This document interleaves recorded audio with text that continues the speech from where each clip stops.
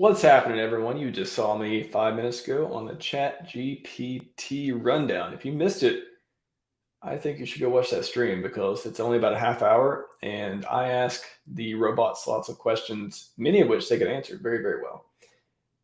Still blowing my mind. I can't get out of my head. We were just talking to Million in the back in the green room, and I'm just like we're both just nerding out about ChatGPT writing code for us and just doing all kinds of crazy stuff. So it's hard for me to get out of that zone right now and get back into crypto and do a show, Max, do a show.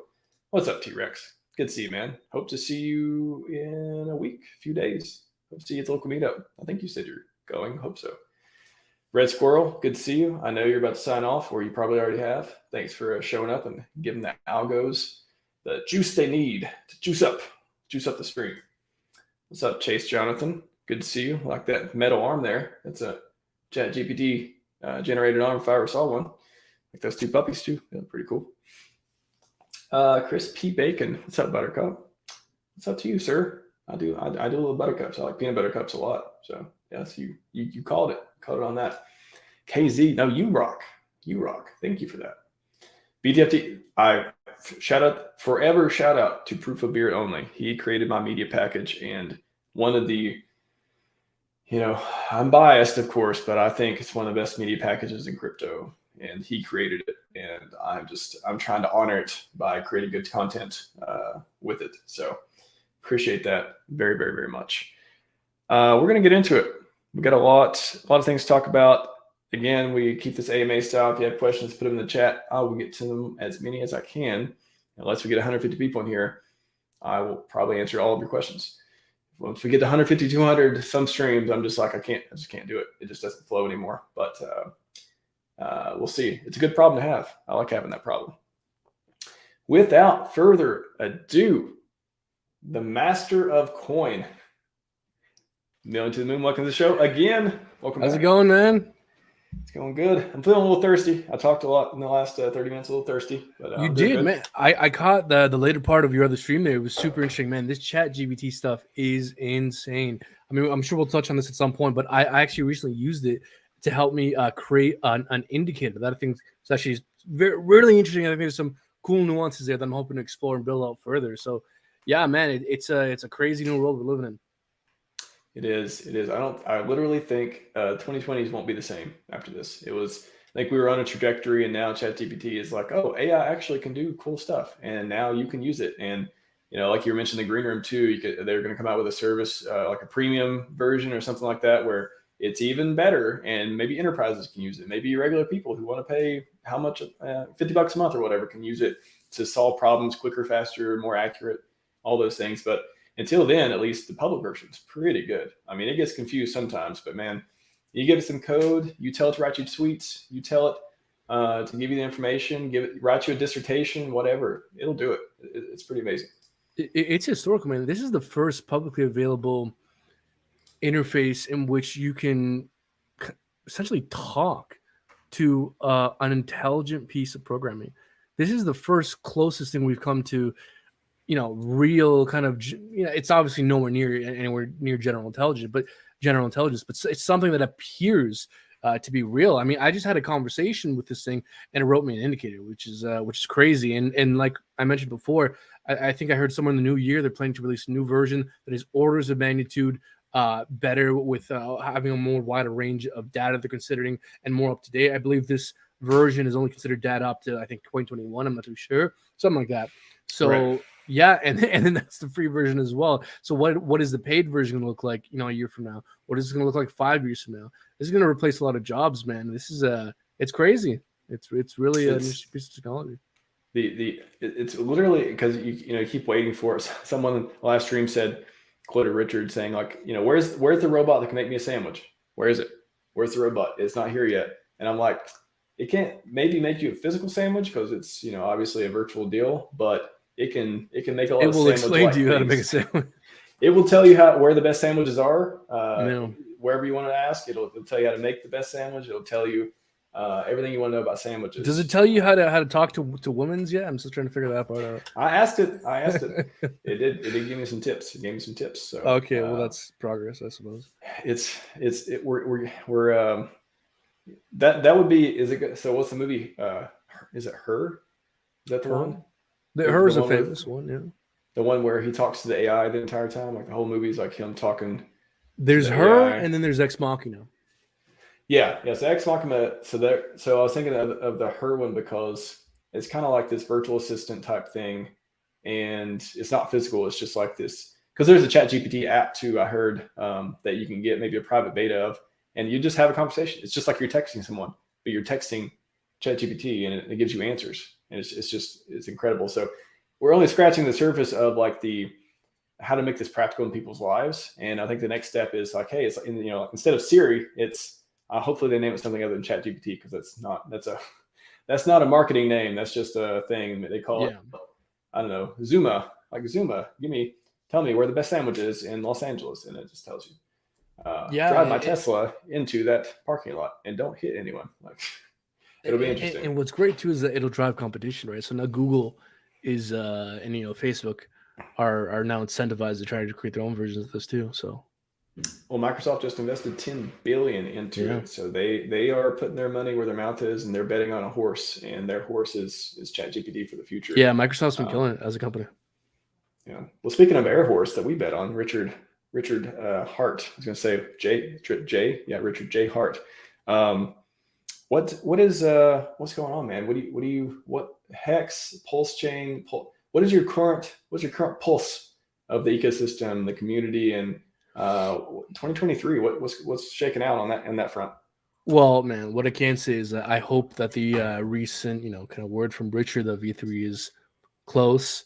And I believe there was one developer on Twitter, I forget his handle, unfortunately, who also confirmed that like we're near. BU top or something like that.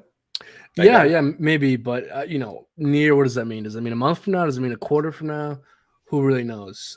Look, man, as long as Richard Hart delivers a faster, cheaper Ethereum, that's all people are going to care about in the end. Now, I do want to say that as well, that the lack of transparency and Richard Hart pretending he doesn't understand code is inevitably going to lead to some friction within people who aren't as people with weak hands. So look, I think there's some reason to think that the degree of ambiguity is necessary due to regulatory scrutiny or whatever it may be. I think it's all going to be fine in the end, but I think there are some inevitable rough patches given the lack of communication. It does remind me of when he was reading the dev update. He's just like, falling apart reading it. And I'm just thinking, he does switch his persona as he sees fit. He's like, if he was on the throne and he wanted to be confident about what this stuff means, he would just be like, oh, this is blah, blah, blah. And this is what it means. And, well, you guys aren't going to understand this, but then he would explain it. But he's just like, oh, I don't really want to talk about this. Look, guys, Richard Hart is very clearly an extremely intelligent individual. But just like all intelligent people, they have their faults too, man. Like, no one person is perfect. Einstein, incredibly intelligent physicist, doesn't know shit about farming. Like, my point is that every intelligent person has their faults. And I think, Richard, for whatever his internal reasons may be, him believing that he doesn't understand what's going on I think he's just tired of answering the question. I think he's just literally like, I don't want to entertain this any further. It's very clear, yeah. I got 4 more hours to go. It's probably one of those things. Absolutely, yeah. Frosty Dog, Moon Ride, and Rug Push. I like that. The opposite of a rug pull, a rug push. Magic Carpet Ride as well. Yes, that's what I love about this ecosystem. What's up, Tim Top?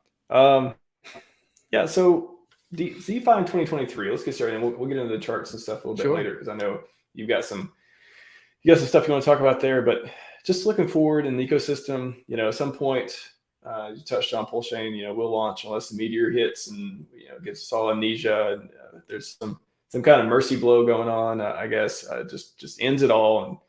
And PulseChain will launch eventually. What do you think about the testnet preview? I'll throw it up real quick so we can version talk 3 about it. Honestly, it was great, but like it just didn't seem like a whole anything too new to be honest. It just seems like like this APR rate, for example. This is likely just a result of there not being any kind of participants staking. So this APR is likely not to be very real, unless somebody, unless the somebody, incentive token is just insanely inflationary. yeah. I don't think these numbers are to be taken for even on APR, because now we're not doing dedicated proof of stake. We're just, I don't, unless there's some other mechanism built in that just created from scratch, which is possible. The APR is, I think Richard just answered a question on at the conference. It's just going to be a function of how many people are doing the validating, and that just, I guess, is split between the system, unless there's some other fundamental there. Do we know if it's going to be inflationary now instead of deflationary? I heard someone somewhere say that. I don't know if I haven't heard any reason to think that that's changed. But again, like this is all this ambiguity. It's could be solved very easily, in my opinion. I don't know if Richard Hart is simply trying to avoid updates due to maybe trying to avoid regulatory scrutiny, and also the simple fact of this was a sacrifice. No promise, no expectations. So maybe he wants to really try and keep up with that. But the fact that he has given updates in the past and none moving forward, it does seem a bit hypocritical, one could say. Yeah, I'm trying to think of why. I guess I don't know. I think it's between him not having a lot to say other than dev stuff too. I'm just trying to put myself in his position. I have this dev team. We made this turn. Oh, come on. I'm not buying that, man. Everyone in this community is a nerd. We love hearing dev stuff, man. I love hearing things that I do not understand. The less I understand, the more intrigued I am. Well, but there's got to be a plan, right? Like I don't think he's being lazy. I'll say that. I think there's some, and maybe he doesn't want to let all the details out for whatever reason. Yeah, I think he has his reasons. I just think those reasons are leading to inevitable friction points. Yeah. That's all. Yeah. Well, if you sacrificed and had no expectations, you're figuring out what that means now, and you're being tested in one way or another. So hopefully everyone's staying strong and doesn't sell their sack wallets or whatever. Yeah, whatever other dumb stuff they can think of. A lot of this frustration is simply a part of what you have to go through in a bear market, regardless, right? This is just a symptom of the bear market, really. Sure. So what is your, let's say sometime this year, what is your launch plan? Has it changed since last mid-May? What are you going to do leading up to launch and the day before? Like what are your plans? Oh my goodness, yeah. So I've been working a regular job. My plan is to work overtime, sell drugs, sell my kidney, do whatever. They're going to say quit immediately. I got that FE money now. Yeah, no, definitely not. I've sacrificed my entire life savings to the to Richard Hart. Oh yeah, 100%. I'm all. Thank you for your calmness. We know you have skin in the game.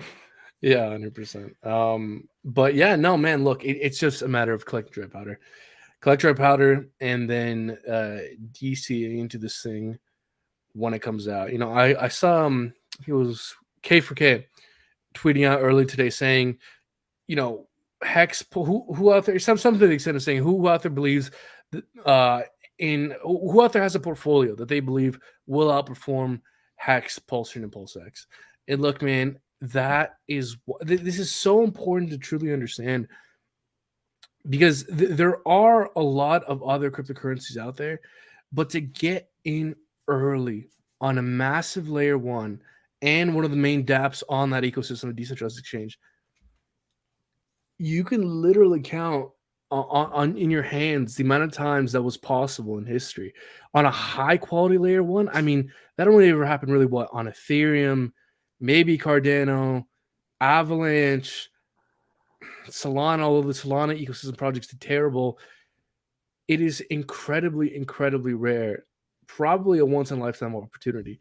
And so it's very important that everyone in their own way be prepared to capitalize on what's likely to be a once in a lifetime opportunity. I'm not saying there's no risk. There's definitely risk, regulatory uncertainty, blah, blah, blah, blah, blah. But, given the risk reward ratio, it definitely makes sense to be collecting as much dry powder as you can. Why do you think that, I guess, every bear market kind of makes you think, oh, why am I not mega rich now? especially if I knew about HEX beforehand, or I thought I got into the project, or I picked up some NFTs for cheap, and then, maybe you didn't sell them at the top, or whatever it is. Why? I always think, when I hear people, and I say it myself, like, oh, this is the, if you got in, you're already part of the 1% of people who know about the amazing products that Richard's designed with Pumpamentals, and this is an amazing opportunity, all that, like, and I truly believe it as well, just like you.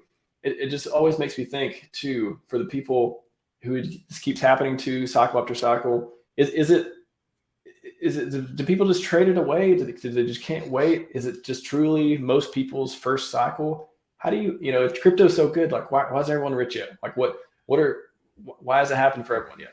This is a really good question, and to kind of piggyback on kind of some of where this question is coming from, I think from your end, I saw a video today as well from a very small YouTuber who put out a video saying why I'm done with cryptocurrency, and the guy was saying how it's highly volatile, only the 1%, the insiders really make money, and it's too risky, it's not for me, I'm out. And I think a lot of this boils down to the fact that people are their own worst enemy. And looking back at the previous cycle in the previous 2021 bull market, I was my own worst enemy. I came into this market with more or less a plan, and it was unrefined in regards to what to look out for. But I actually had a pretty good idea of some of the things to look out for when it comes to taking profits. But looking back at some of the major areas in which I failed when I allowed my emotions to overtake my plans, whether that was over trading, using too high leverage, not taking profits due to euphoria, and not sticking to my previously held plan. Really, it was all a bunch of very, very human errors that led me to not find financial freedom in the first cycle for me. And I think that's a lot of what I went through is what most people go through, because I made every mistake in the book. I dabbled in every ecosystem. I really didn't know what it was like to look, what it took to find a winner, really. And then even if you were lucky enough to find that winner, what it took to really capitalize on those gains. And so, I mentioned this to you previously when we were talking. I am working on a course. It's not ready yet. I'll set them in the near future. But I do want to share some of the major takeaways that I want to incorporate into that course and share that with you guys. So I came to kind of three major understandings that I think if I would have understood and listened to and actually applied these understandings during the last cycle, I would have been in a far better financial place than I am currently. And the first kind of major rule I came to understand is you really got to understand the market cycle. Part of what attracts people to the space in the first place is the fact that we hear, oh, Bitcoin went from 3K to 17, Bitcoin went from whatever 5 to 69K. These markets, one of the reasons why I think they're actually not as risky as a lot of people think, and a lot of people give these markets credit for, is because they're actually very semi-predictable on a macro scale, where we have these macro pump and dumps, where the shape of the pump and the shape of the dump is shaped by that day's kind of macroeconomic environment, right? If there's quantitative easing period, quantitative tightening period, that's going to kind of shape our peaks and our valleys. But we ultimately exist in this pump and dump cycle that is kind of, what's the word I'm looking for? That's kind of driven by the market's largest driving force, which is currently Bitcoin and the Bitcoin halvings. For those of you who don't know, every 4 years, the amount of Bitcoin being produced gets cut in half on a very predictable fashion, which leads to a supply shock, which leads to a euphoric period that's ultimately unsustainable, because any period of euphoria is unsustainable, which leads to an inevitable correction because markets exist in extremes. We go from the euphoric extreme to the depressive extreme, and we do this on kind of a 4-year schedule. And so it's very important to understand that, and also look out for telltale signs that really are repeatable, that you can look for in the future, to not understand perfectly when there's a top or a bottom, but it roughly that can be very helpful. If you can understand the signs for knowing when we could roughly be close to a top and roughly be close to a bottom, that is extremely, extremely helpful. And I could go on to share some of those signs. But just one thing right off the bat, you could look at sentiment. There's the Bitcoin. I forget if it's the exact name, sentiment tracker, but it's a free thing. Whenever we've been in the overbought period, it's always signaled a cycle or local top. If Coinbase goes public, a major event like that could also be a sign of a psychological top. If we lose parabolic structure, there's plenty of things to look out for. So ultimately, and in the charts I'll share later, I'll share some more tangible things. But my point is, understand the market cycle, understand a couple tangible things you could look out for to try and understand roughly when we could be close to a top, could be close to a bottom.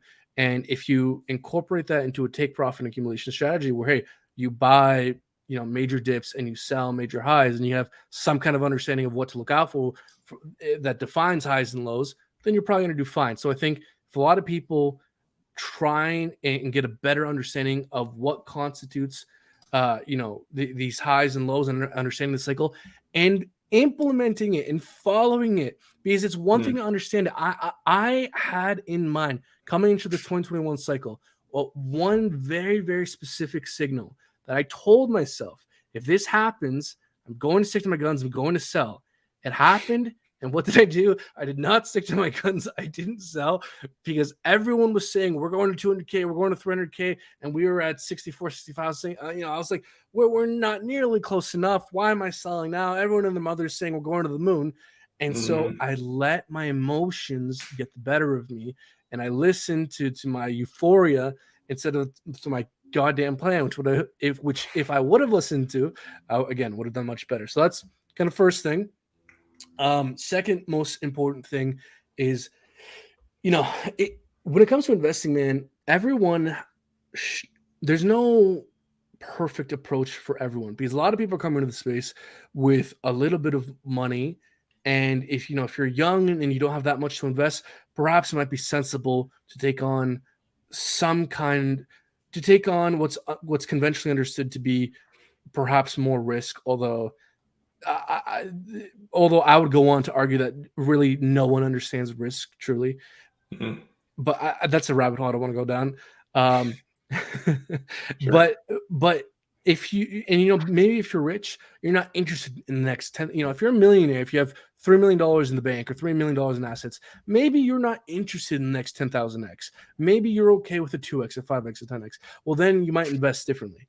But for those interested in outperforming the market, for those interested in financial freedom, you really got to invest in a different way than the average investor invests. Because if you do what the average person gets, you're going to get the returns the average person gets, which is average market returns. Again, if you're already a rich multimillionaire, you might be okay with that. But if you're not there, you got to act differently, meaning you got to get in early at a good valuation into something that's addressing a large total addressable market and at a good valuation. And there's a lot more to that, but essentially, rule number 2, if you want to outperform the market, you really got to get into something early at a good valuation with solid fundamentals.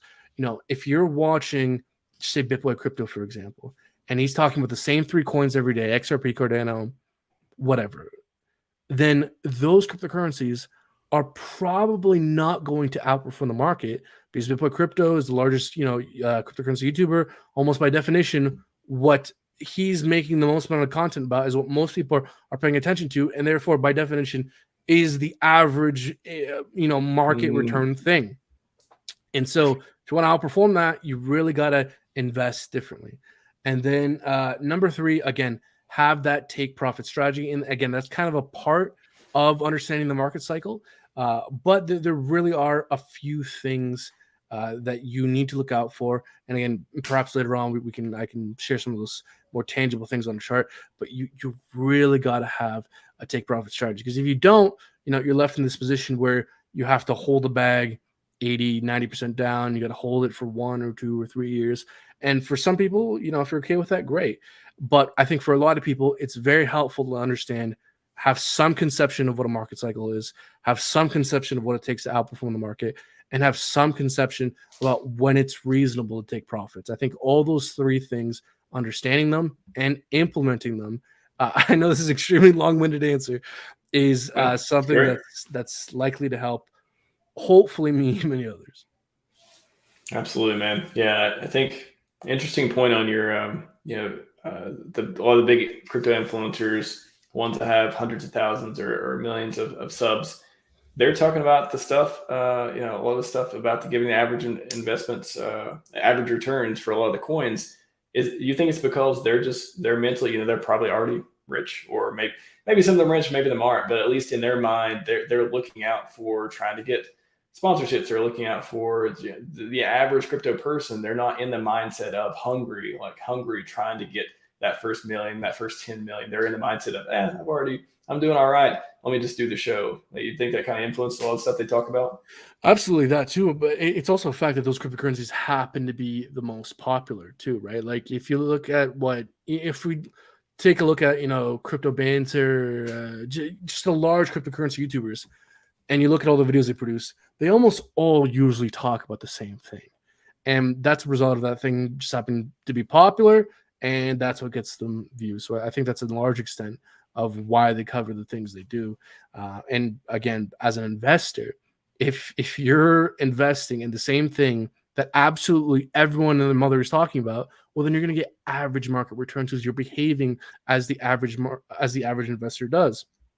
And so, again, if you want to outperform the market, you got to behave differently. You got to invest in a thing that everyone is not currently talking about. Getting in early in terms of drawdown from all-time high, in terms of literally when it was released, in terms of valuation. Part of getting in a good valuation is getting in early. You got to consider all those things when outperforming the market. It's really extremely difficult to outperform the market. You really got to hit the nail on a couple of things: getting in early, good valuation, addressing a large total addressable market with the ability to actually pull it off due to fundamentals, a team, a track record of success. We can. There's a long list of things we could throw in there, but bottom line is there is a knowable list of factors that have led to investments that outperform the market, and that's what you got to focus on. If that's what it takes to outperform the market, truly. I'm glad you got some knowledge on how to do that, because everyone wants to know how to do it, and you went over 3 key principles. I think that are just, oh man. Let's get into the charts a little bit, because I think I'm hungry to learn more about it. Sure. Everyone, as I was saying in the green room too, I keep seeing a lot of people that I like too. I don't follow a lot of people either on Twitter, but I follow the ones that I like and talk to, and all those kinds of things. And I want to hear what they have to say. And a few of them have been hinting that, that's the denial stage, and if you hear denial stage, correct me if I'm wrong, but that's a good stage to be in. That's a better stage than anger. So, maybe you can go through whether you think are we in anger? Are we in denial? And what are you looking forward to in 2023? You throw a chart up and Sure. Well, what I can tell you is that I literally felt the feeling of denial with this recent bump. So there's something to be said for that. So let me, So let me share my screen here. Although I'll delve into the nuances here. So. Okay.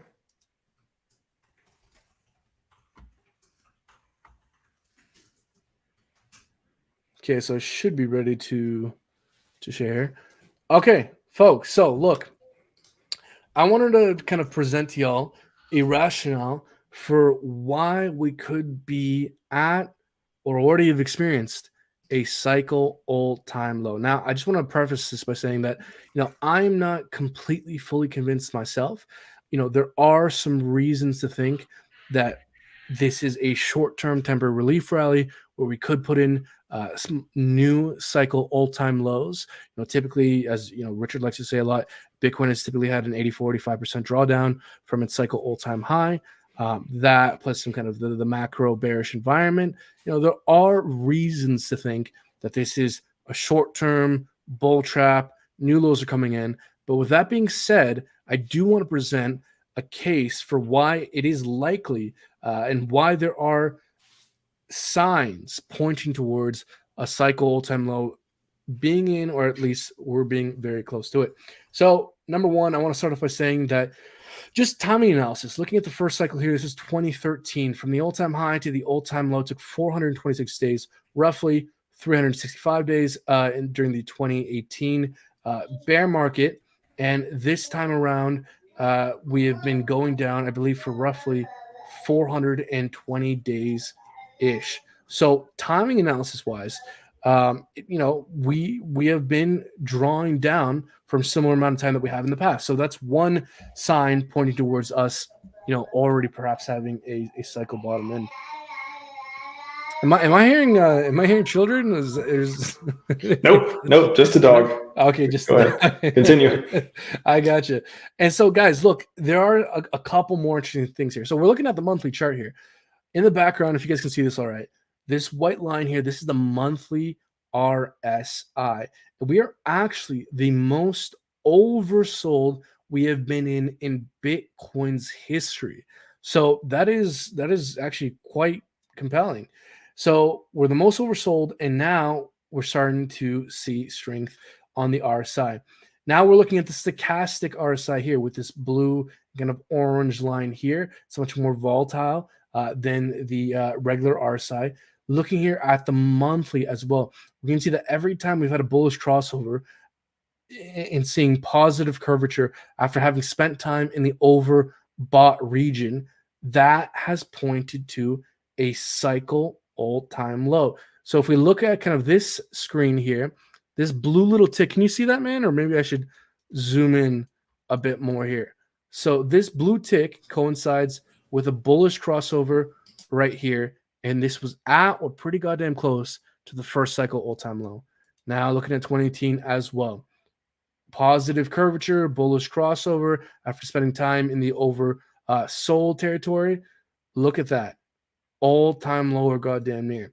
Now, this time around as well, we had a bullish crossover with positive curvature after spending time in the oversold region, and it was at the monthly this cycle all-time low. Whether that will be the definitive all-time low, it's an open question, but it is uncanny that every time this has happened before, it has been the cycle all-time low, and that is what we're seeing here. Now looking at the monthly MACD, this is a momentum indicator. Historically speaking, let's go back to 2013 over here. Let's exaggerate this a bit more. We're looking at the histogram here. All right. Whenever the histogram started to see positive curvature and started to show a shift in momentum from the oversold direction to the overbought direction. So whenever we saw this color here, that essentially pointed towards where a cycle all-time low, or at least close to. So this histogram tick coincides with this monthly candle. That's 2013. And then during the 2019 cycle as well, if we look at our histogram, you see how we start to tick up in the bullish momentum direction. That comes this monthly candle. And if we look at this cycle as well, once we started ticking in a bullish direction, they coincided with this monthly candle as well. So those are a couple momentum indicators clearly showing that we are extremely oversold, and we're seeing a clear macro shift to a bullish momentum in a similar fashion to which we've seen this happen before. It marked kind of a cycle bottom. Wow. And what is the case for, I guess the opposite happening, where, it is a bull trap, and 2023 is just the year of sideways bull trap, prep for the actual next bull cycle? Like, well, sure. How would you make the case both ways, I guess? So bull trap can mean a lot of things. Bull trap can simply mean, a 3% drawdown, a 5% drawdown, a 20% drawdown. So it could be the case that this is a bull trap, and that also the cycle low is in. It could be that we simply correct back down to 20,000, 18,000, 17,000 and a half, even 16,500.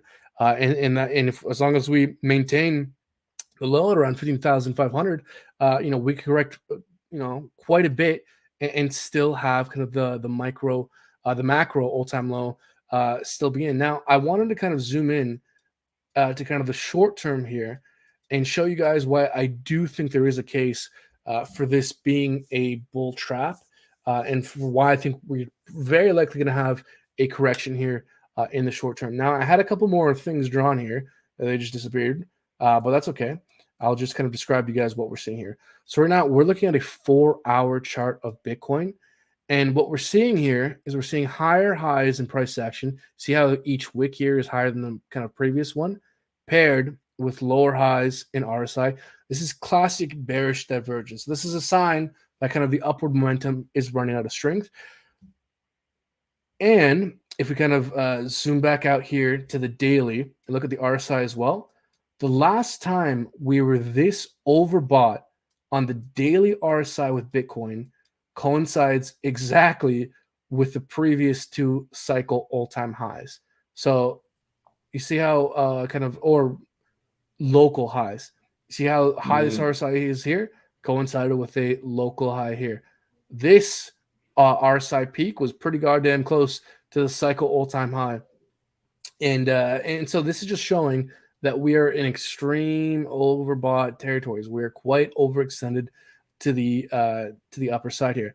Now, with that being said, a lot of people fall into a very dangerous trap, which is when something is overextended, either to the upside or to the downside. It is extremely important to not try and what's the proper terminology here? Course correct too soon, because ultimately the trend is your friend. The most important thing is price action, and we are currently still in an uptrend. We are still in the short term putting in higher highs and higher lows. So even though there are some reasons to think that this could be a bull trap, that we are overextended in the short term, until we see a clear sign of trend reversal, all we're seeing is signs. And so one thing I would look out for is a lower low by candle basis. So if we get a 4-hour candle or a couple opening and closing on a new low, then I would take that as kind of a real tangible sign that we are perhaps overextended and beginning a reversal in our chart here. Now, I wanted to kind of bring up the stochastic RSI as well, and look at kind of the 3-day here. If we look at the 3-day, every time we're in this overbought territory and had a bearish crossover, it coincided with a local top. So see how we're overbought here, bearish crossover on 3-day, and it was the local top. So if we kind of look back at our most recent history, every time we've done this, they were local tops. So again, just saying there's reasons to think that we're overextended in the short term, but I would want to see a bit of confirmation in price action to kind of confirm that the downtrend is indeed coming. But to kind of perhaps attempt and answer your question, I do think there is most definitely a case that this is a bull trap, especially if we get 4-hour candle closing, opening and closing on a new low, if that makes sense. So it could be a bull trap, but that could we just want to see confirmation of it, basically. Sorry? Yeah, but I think I'm trying to synthesize too about your explanation of, because when people hear bull trap, they think, oh, it's just a fake out event that we're still going to go lower, all this stuff, but that doesn't necessarily mean that. It could mean, hey, this doesn't mean we're going to just go hockey stick and back up again, but it could mean that maybe we make higher lows or something, or we in that area. So yeah, if you could just maybe explain the different kinds of bull traps real quick, that might be helpful. Sure. So a bull trap kind of fundamentally just kind of describes a local or cycle high where price pumps. We think price is going to keep going, but really it's just a trap to get bulls long and then liquidate them. So that's essentially what it is.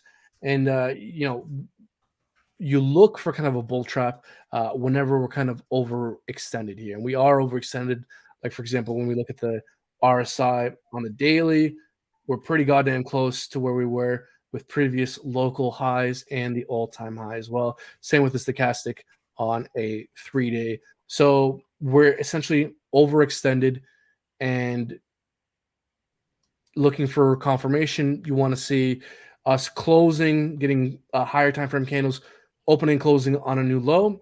Once we get that, we could get a bull trap, which essentially just means that the local highs are in that we could go on to see either a large correction or simply a period of consolidation. Bull trap can mean a lot of things. We could see a quick crash, we could see a long, drawn-out correction, or we could just see a small crash and then a period of consolidation. It could really mean a lot of things.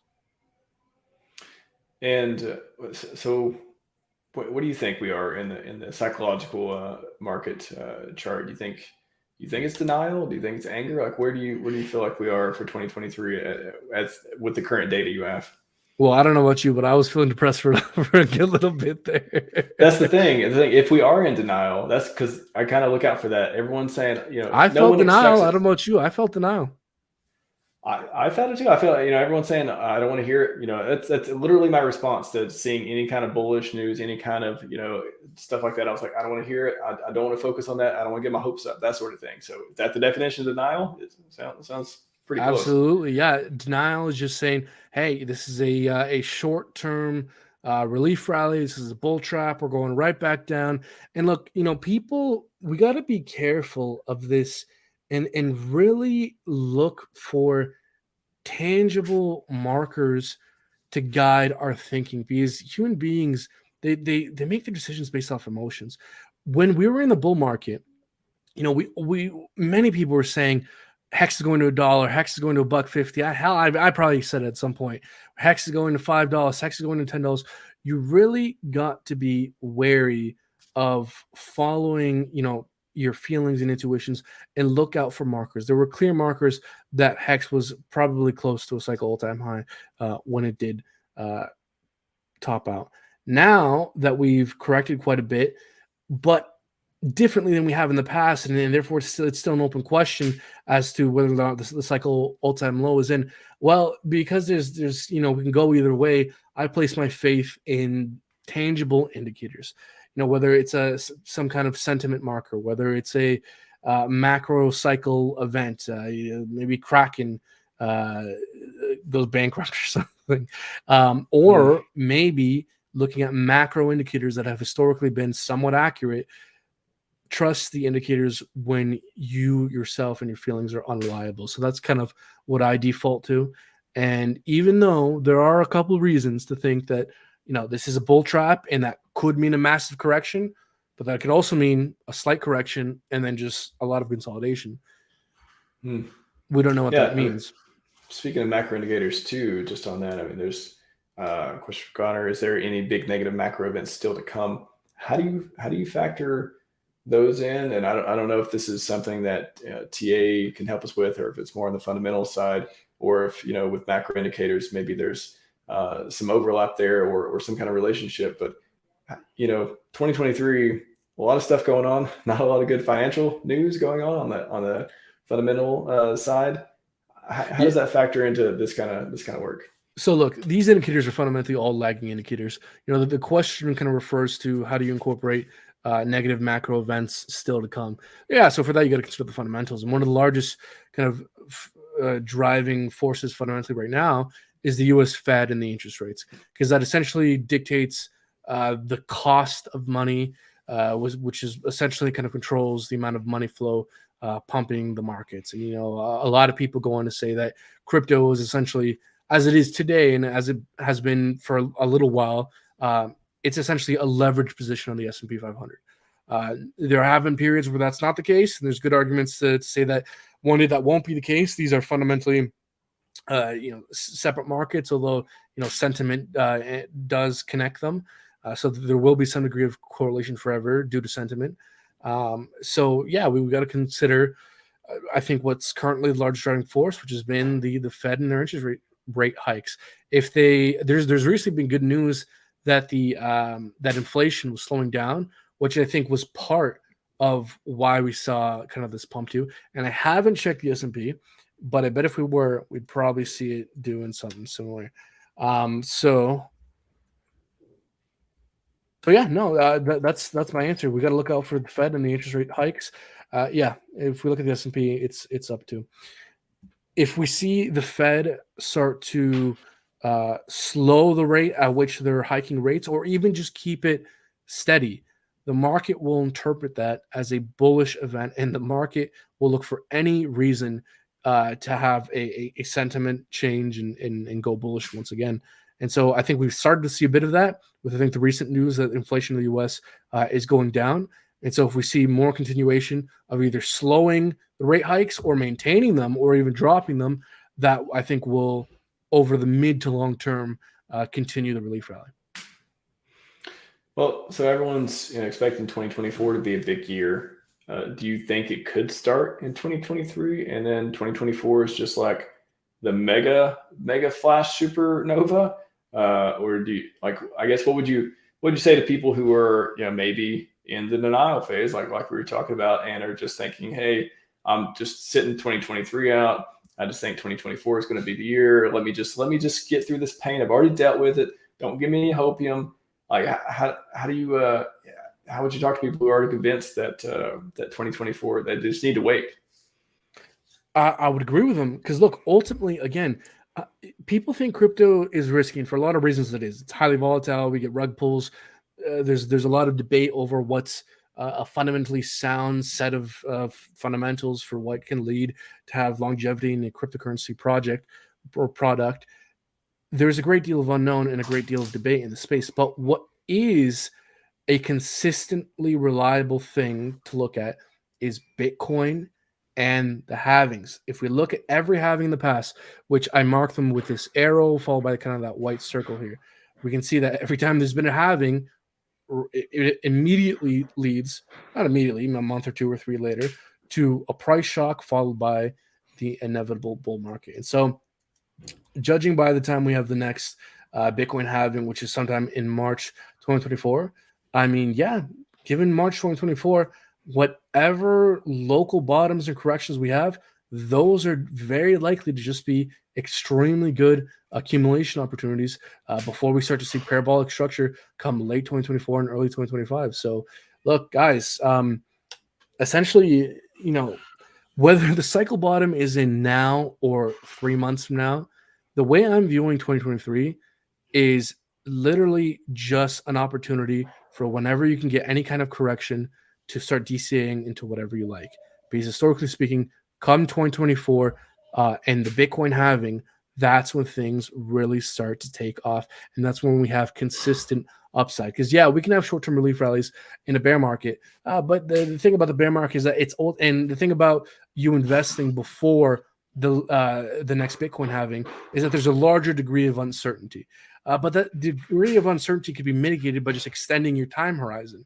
So as long as you extend your time horizon to roughly a year after the latest Bitcoin halving, you can really be forgiven to accumulating inaccurately. I hope that answers your question. Yeah, no, yeah, certainly. Crypto Truth, and we need the coins to be sold. This got to go away, right? I believe that's in the GBTC deal, I believe. Yeah. What's it? It's the Bitcoin grayscale discount. The discount has been going away last time I checked, which is, yeah, look at this. Which again is another kind of positive thing to look out for. We are seeing the discount start to disappear. And so even though it's still 36% down, just the simple shift in the trend is enough to result in real world price action difference. And that might be enough to help put in a cycle all-time low. And especially if you consider, some of the macro indicators we touched on before, again, there are reasons to think that we're either at or close to a cycle bottom.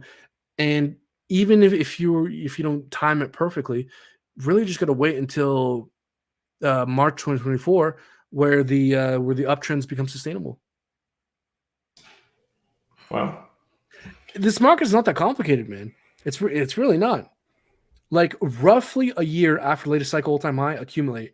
Roughly a year after the latest Bitcoin halving, sell. If you follow that roughly, you're gonna do well in this market. Is that so like, why isn't that the formula that everyone follows? Is it they just cannot believe like what These you're people showing are people do not stick to a plan. I did it, man. I was doing this stuff full time. I was looking at these markets every goddamn day, and I allowed my emotions to take over and guide my decision making, even though I had a plan and I was telling myself, "God damn it, you're going to stick to it." And when push came to shove, I didn't stick to it. Why? Because I followed my emotions. I was literally feeling euphoria. I was listening to everyone saying, "We're going to 300K, boys." I don't know if Trillionary energy. Dude, I don't know if you remember this, but back in 2020, every single YouTuber was saying 300K, 200K. 200K was conservative. If you were saying 200K, you were a conservative. A lot of $1 million YouTuber. Bitcoin videos. Yeah.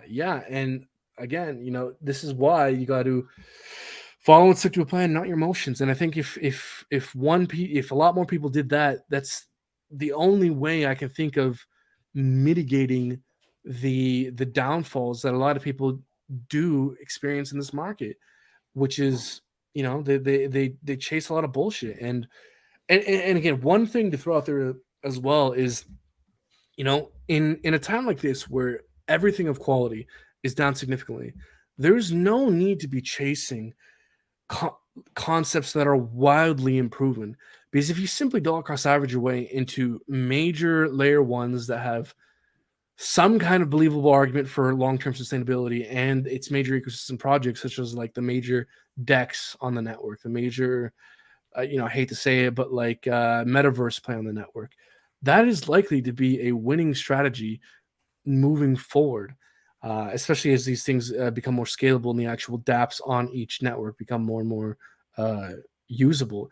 Like, there's no need to be chasing like the most innovative and latest unproven idea to try and seek those those crazy gains, because now where everything's at a massive discount, you can get really great gains with what a lot of people would arguably define as more fundamentally sound.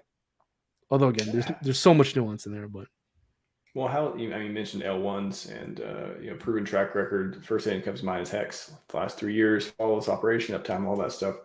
Those, let's just say, the RH blue chips, HEX, PulseX, are those the winning portfolio? Like, are those the ones that are just kind of like, obviously these are going to do well based on everything we've seen before them that came, based on the track record they have now, based on all these other factors? Is that the pieces you put together to like, is that the way you do it? I don't know. Yeah, like if you look at what has been the most consistent winner in this space over the last couple of years, it has been Ethereum competitors, layer one smart contract blockchains. There's so many new and innovative ideas, from oracles to different versions and derivatives of DeFi things, to metaverse things, to NFT things. I don't know if I mentioned oracles, but like there's insurance stuff. My point is, there's a dozen kind of concepts being flushed out and built out in this space, where it's kind of unknown how many of them will have sustainability and kind of what versions and evolutions of these ideas will be sustainable long term. But what we have seen being the most consistent winner is quality layer one smart contract blockchains. And PulseChain seems to me to be the highest quality layer one blockchain, new layer one blockchain that I'm aware of, to have a massive community ready to use this chain and for it to be adopted is such an incredibly privileged position. Because if you look at a lot of these other layer one smart contract blockchains, oh man, there's this one really obscure one that I like for a minute, but one that I've been kind of liking recently is Casper Network or Casper Labs. But one of the largest differentiating factors that differentiates Casper Labs from something like PulseChain is, yeah, they have different consensus mechanisms and they're going for different crowds and they do different things. Sure. But one of the reasons that I like both is because they're both very early, they're both at a good valuation. Large crypto YouTubers aren't talking about it. Have you heard about it before I brought it up here? No, I haven't. There you go. See, if you haven't heard about it, it's great, because that means you're early. But one of the reasons that I think puts PulseChain so above the rest of the competition, and something that PulseChain has that some of the Casper Labs doesn't have, is the fact that we have a massive community of not just individual users, but developers already just waiting on the sidelines to adopt and use PulseChain. So many other projects are hoping and praying that one day we get developers, one day we get a community, one day someone will use our DEX. Oh my God, with PulseChain, we don't have that open question of, hey, one day we're hoping and praying we might get a community, we might get usership. No, PulseChain will not have the problem of being labeled a ghost chain, which a lot of other projects have the problem have that problem. Not only do they have to try and build out their own consensus mechanism, but then they have to hope and pray that they get a community. PulseChain is skipping the hard problem that all other ETH competitors have to do, which is come up with their own consensus mechanism and their own community. PulseChain doesn't have to do all that. It already has that. It gets to skip that massive problem. So you have that. Plus, this thing is not even out. If regardless if you got in the sack phase or not, the first week, the first month, the first quarter that PulseChain is out is likely to be around the all-time ever low. So there is the opportunity to get in early at a good valuation into something like PulseChain, which has a lot of factors, a lot of very obvious factors that set it up to be in a more advantageous place than its competitors. And so the quality, the opportunity here, it's truly, truly unmatched. And I just got to say as well, man, like it's frankly so obvious if you take a look, and you really got to be wary of who you pay attention to in the space, man. Because look, I remember when I was first, like learning about this ecosystem, someone I used to follow a lot was Tokenmetrics. I don't know if you're familiar with them. Are you? Have you heard of Tokenmetrics? Sounds familiar, but I'm not sure. Look, I think they're a smart team. I think they do some useful things, but they get a lot of things wrong, including the Richard Heart side of the ecosystem. And I remember Tokenmetrics used to have live streams all the time before like their entire team left. I don't want to delve into the drama with them, but the point is that they brought on this guy called Forrest. Forget his last name, but he was brought on as like this major crypto expert. There's a lot of deep dives into kind of brand new projects, and he was. I'll happily admit he's an intelligent guy. He's very obviously a competent technical analyst. He very obviously had a understanding of the ecosystem, not a dummy. But I remember someone asked him about PulseChain. He said it's a faster, cheaper version of Ethereum. And this guy couldn't bring himself to understand why a faster, cheaper version of Ethereum would be something that's compelling. And he was completely dismissive of it.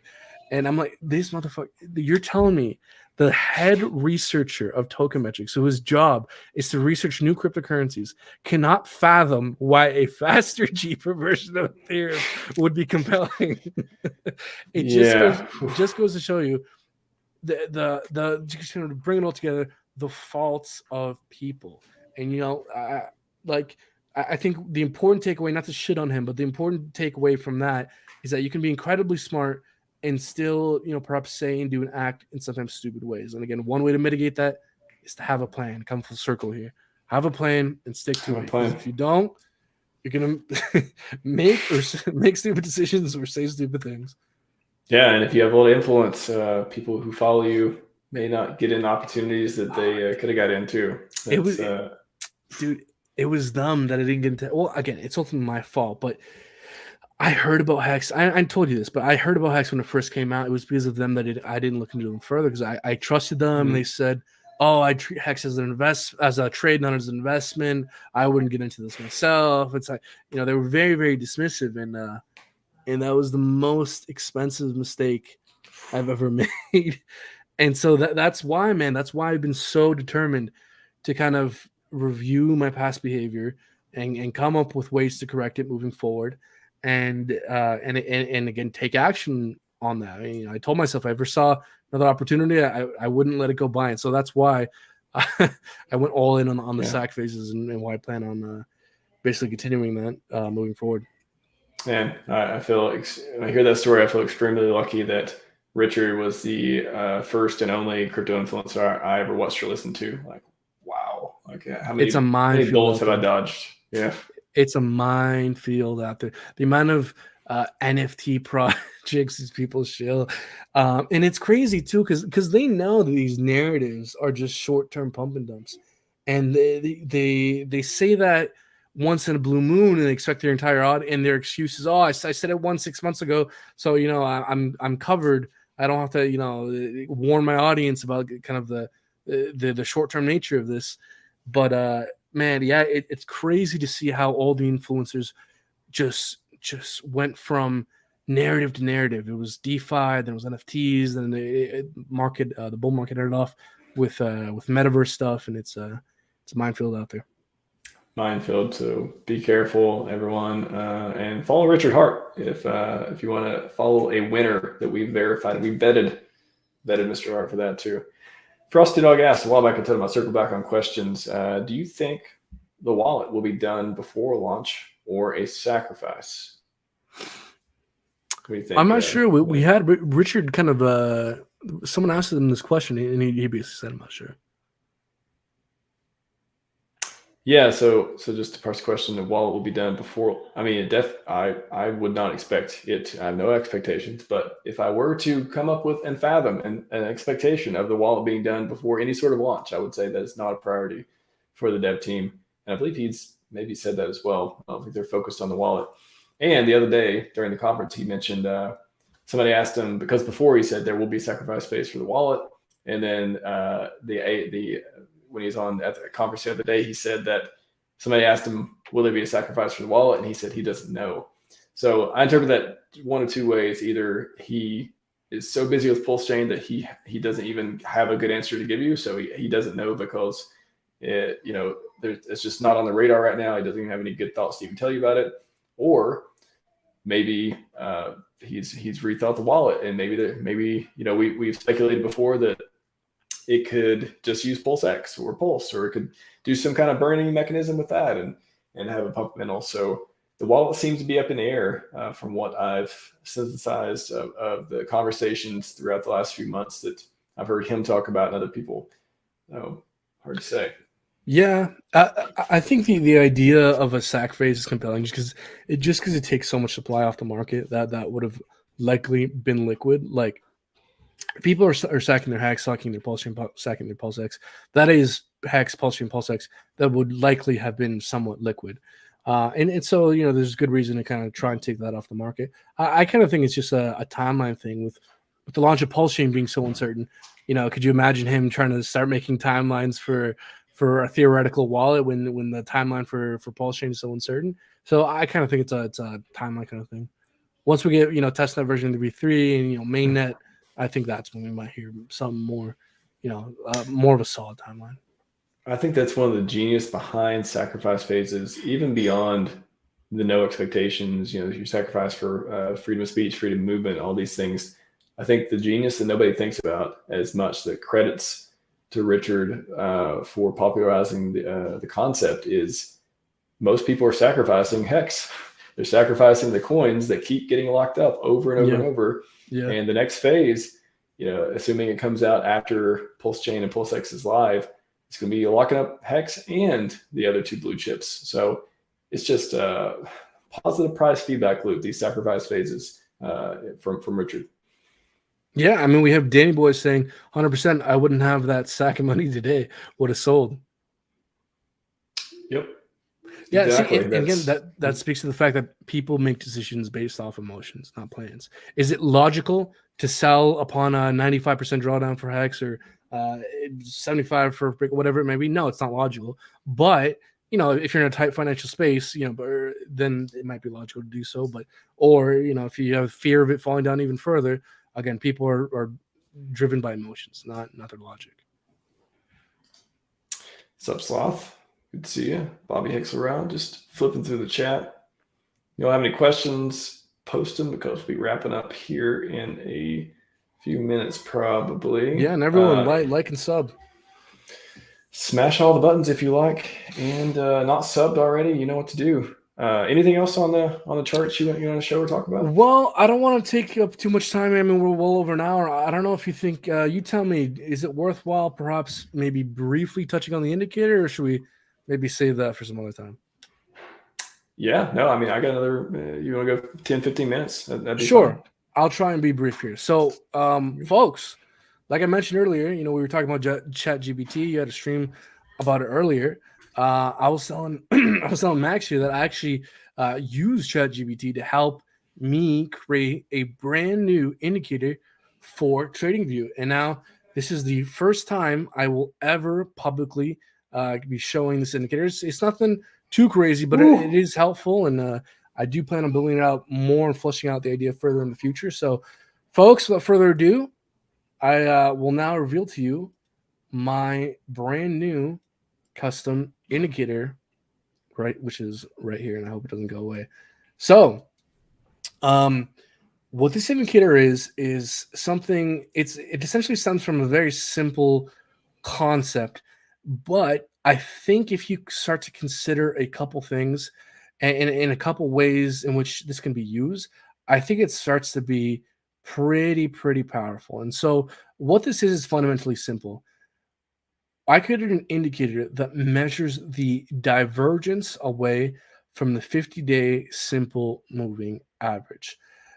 So what this is essentially a less than arbitrary meme. You know how there's that concept out there, how there's always the reversion to the meme kind of thing. Yes.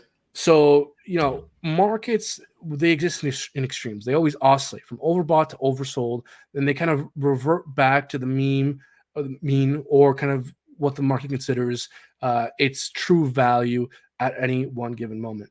Now, one indicator that I have found to be less than arbitrary and actually extremely helpful when understanding both Bitcoin and actually HEX over the long term. One indicator that has proven itself over the long term to be uncannily useful when compared to others is the 50-day simple moving average, specifically during a period of Bitcoin's euphoric parabolic price action. The 50-day simple moving average for 2 cycles has proven itself to be extremely noteworthy for, again, 2 cycles. And that is not something to kind of scoff at. That is actually extremely relevant, because what we've seen for 2 cycles now, that during Bitcoin's parabolic price structure, we pump, we have one correction that tests the 50-day SMA and holds as support. And then we go on to pump further, have the parabola, come back down and retest it. And once we have 3 daily candles opening and closing below it, that has marked the cycle top, not just in 2021, but in 2017 as well. So for 2 cycles, this one indicator has done a pretty good job of not calling the top exactly, but roughly calling around when we had the top. And so one idea I had for kind of attempting to get closer to timing a cycle top is, okay, well, we seem to understand that as long as this moving average holds the support, at least throughout once, we test it, holds the support, continues, price action continues to diverge, we come back, we test it, and it fails. Okay, that's the end of the cycle. But can we get closer to a cycle time high? What if we start measuring the divergence away from this indicator? And that's essentially what this is here.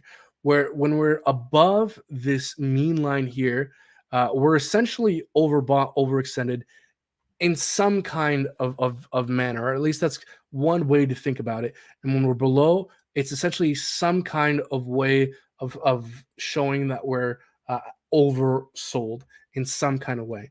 And the way I'm coming to kind of understand how to practically use this moving forward is, number one, when we reach divergence, that is divergence from the mean, in a similar way where we have in the past, where when we've diverged in a similar way, it has coincided with a local peak, then that's a sign that we are overbought or close to a cycle top. Now, let me try and rephrase that in kind of human language in a way that a person might understand here.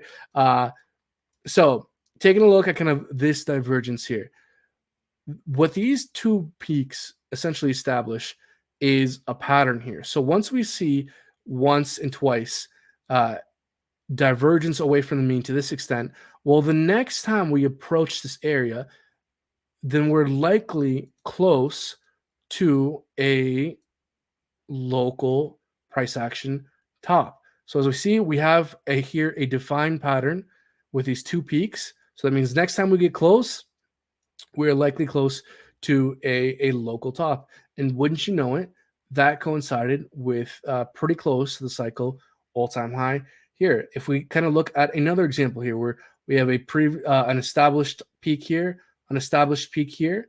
So the next time, and again, this isn't perfect, but the next time we approach this similar area here, well, then that's probably likely close to a local price high. And wouldn't you know it, that's exactly where the 69K all-time high was. Or was it? Yeah, 69K. Right about there. So again, this is a new indicator. I'm still kind of working out how to kind of use this thing myself, and I plan on changing this moving forward, perhaps like showing a gradient in color, perhaps having a signal once we spend 3 days below the mean here, and then perhaps it might be useful to compare historical peaks to kind of future peaks to kind of understand when we could be overextended. So to kind of just summarize and put all this in English, I created an indicator that measures divergence and overbought and oversold territories. That's all. Is that, you said, for the 50-day moving average? This is the 50-day simple moving average. Yeah, so it measures the divergence away from the 50-day SMA. And I chose that, again, because specifically I found for 2 cycles, I looked at a bunch of different, both simple moving averages and exponential moving averages, and the 50-day SMA did the best job 2 cycles in a row. So that's why I chose the 50-day SMA as the kind of the mean. And you plan on open sourcing it, or are you keeping it to yourself for now, or what are your plans for the new indicator? I plan on being very selfish and keeping this to myself. In all honesty, I think I'm going to throw this in as a perk for as a course perk. I plan on launching a course sometime in the near future. And so I will be including this kind of a perk of that course. But again, I plan on flushing this out even more moving forward. Again, perhaps having gradients in color, signals when we approach historical regions, and then again, signals when we spend 3 days opening and closing below the 50-day SMA. So yeah, man, no, look, I'll be publicly talking about this on my YouTube channel, I'm sure, as well. So there will be ways to kind of check up on this. But yeah, man, I'm still personally discovering myself kind of different ways of how to use this. But I do personally think that this will be useful moving forward when kind of approximating cycle and local tops. Wow. Yeah, good stuff, man. Like, and you said you got ChatGPT to help write this? Yeah, I took an afternoon. It was like 4 or 5 hours, and I was just talking with ChatGPT to create this thing. Like, how wild is that? That is like, how do you even, could you give us a taste of like how anyone would even try to do that? You just say, hey, create me an indicator on SMA 50, or how do you even say it? So I literally started off by saying, ChatGPT, can you help me create an indicator on TradingView using Pine Script? Where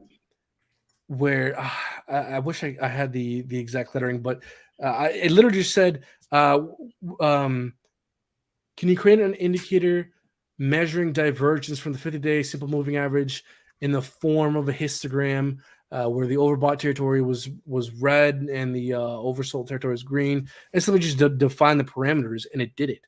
It didn't do it right exactly. There was tons of compiling errors, and I had to rephrase it a bunch of times. Like I said, I spent like 4 or 5 hours doing it.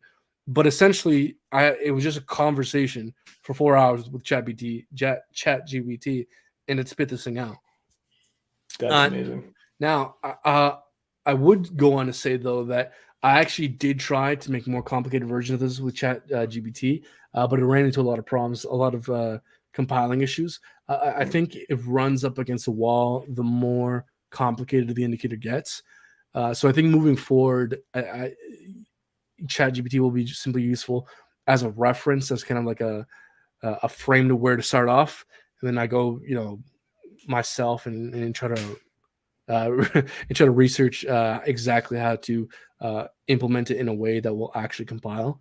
But Right. it's extremely useful, nevertheless. Yeah, no, for sure. Everyone who interested in ChatGPT and how it can be useful for coding, for marketing, for branding, for writing, just did a stream on it an hour and a half ago. So go just type in RHMax ChatGPT, and you will find some good stuff.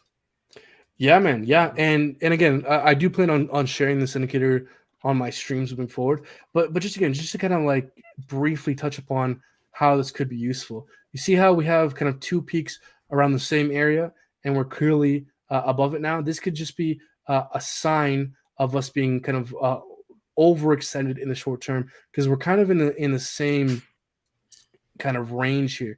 If you look at how far price oscillates from the local highs and in the local lows, this pump is pretty similar to this one here, to this one here. So we're kind of in a similar range. So when we're in a similar price range and we see, above average divergence from the established range here, that's one sign of overextension. So again, I'm still refining this. This is literally my first attempt at kind of publicly thinking about this. It's just the first iteration of the idea, but I do think there are some useful elements here that I will go on to refine. Excellent stuff, man. Excellent. Got a question here from Connor. Is 11K in Prey gone? It's always in the cards. Like I said, I think short term there is some reason to think that we're overextended, that we could have a correction. That correction could just mean a retest of 20K in consolidation. That correction could mean we got a new low coming in. Again, if you look at some of the cycle indicators, it would indicate that we are pretty goddamn close to a cycle all-time low. Although, again, anything new can happen. These are lagging indicators. Ultimately, the day's macroeconomic environments will shape our peaks and in our valleys and our peaks. And we do exist in a state of quantitative tightening, which crypto has never existed in before. This market, this bull run was not as euphoric as many predicted. So perhaps the bear market is not as depressive as perhaps we could have been otherwise. There's a lot of arguments on both sides, and so when kind of trying to navigate all this uncertainty, I try and stick to tangible things, right? Like these indicators, macro indicators, how long we've historically corrected. And ultimately, folks, if you're inaccurate in timing the bottom, which 99.99% of people are, you're just going to wait until 2024, March 2024, where after latest Bitcoin halving, all the pumps are essentially sustainable, at least historically. So the risk goes down come March 2024. Yeah, that is true. That's true. Just so I feel like I'm still in the denial phase, at least psychology wise. But dude, psychologically, isn't it uncanny how your personal emotions can match up? I felt denial when I saw this pump. Yeah, I mean, not saying that we are in any kind of phase or anything. Like you can see all the rewind and listen to Brandon talk about all this stuff. But it's like feeling myself. I feel like denial, but I want to keep thinking it's anger. Although I'm not angry, but I feel like the entire crypto world seems to be angry. But maybe we're just depressed, or maybe we're in denial. I don't know. Paul, last question before we wrap up. So you think bull run?